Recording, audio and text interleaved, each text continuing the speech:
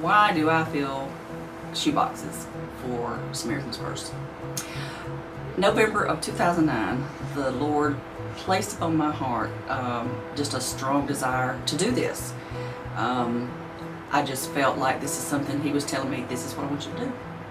So ever since then, I have just been very passionate about it. And that is something, again, I think is from the Lord, is that He placed not only the idea in my head, but the passion in my heart, and love to do it. I love kids. I love giving little things to kids. I always have. And I feel like I get a lot more out of it than they do. There's no doubt in my mind. I get so much more out of putting the things in for these kids, knowing that it's just going to make their day. And I also know that one of these days in heaven, I'm going to meet, hopefully, thousands of kids that are going to come to know the Lord, or that would have come to know the Lord because of a shoebox. I can't go to India or Japan or Africa. I don't have that desire, but God placed this desire in me, and He planted it deep, and this is something that I intend to do as long as I can. And anybody that knows me very well, they know that this is my love. Beyond the Lord and my family, this is my love. We went down there for 5 days. We drove down there in a bus down to Florida. We stayed at Century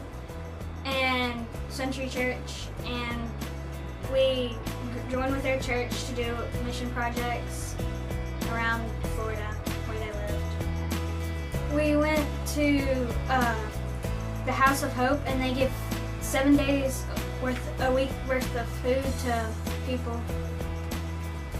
I think I really learned to step out of my boundaries and out of my comfort zone, just to show other people, to show them about God.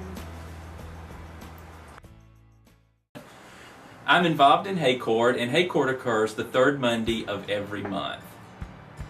I've been involved in Haycourt since it started a little over a year ago, and the thing that interests me about Haycourt is that the story I have about these kids is that they have no significant male figure in their life, and that's a tragedy to me.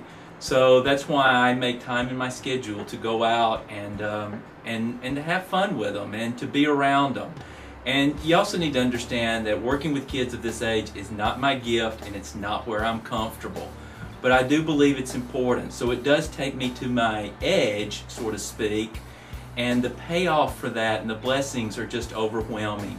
And the best part for me, and I think, even though there's a Bible study and there's crafts and there's always some type of sweets, the payoff for me is watching and playing with the kids in the back of the building when they cut them loose. And whether we're playing kickball or throwing a football or they're on the monkey bars or whatever, it's just that here is a bunch of Christians and a fair amount of men investing in these kids' lives.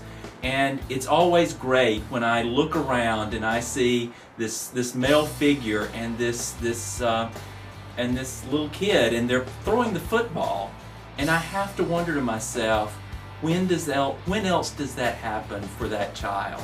And I always leave Haycourt feeling blessed.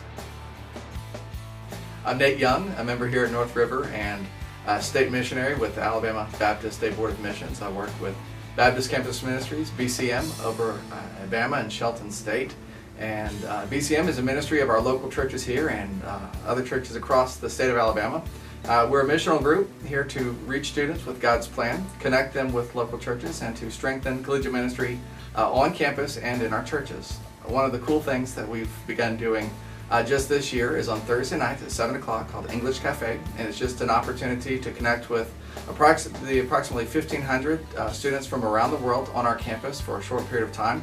We do conversation partners, just talking about different subjects like pop culture, history, current events, things of that nature. There's nothing explicitly gospel driven in those conversations, but the idea is that through those connections that students will have gospel conversations with the English speakers, students, and church members from the community that they meet there. Here are some ways to be involved with English Cafe. It's on Thursday nights at 7 o'clock. You do have to go through a short 1-hour training time just to kind of get acclimated to what we're trying to do.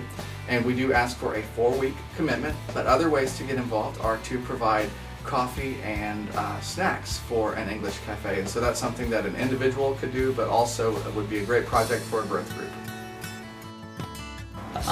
So it doesn't matter if overseas is something that you desire or you're afraid of, if it's with kids or if it's adults or if it's construction or whatever, there's definitely something out there that North River, that we're working towards and trying to get ample opportunity of mission for everyone to be involved. It's something that we feel strongly about, that God has called us to, and we're going to join in His work, and we pray that it's never ours, it's always His work that we join in.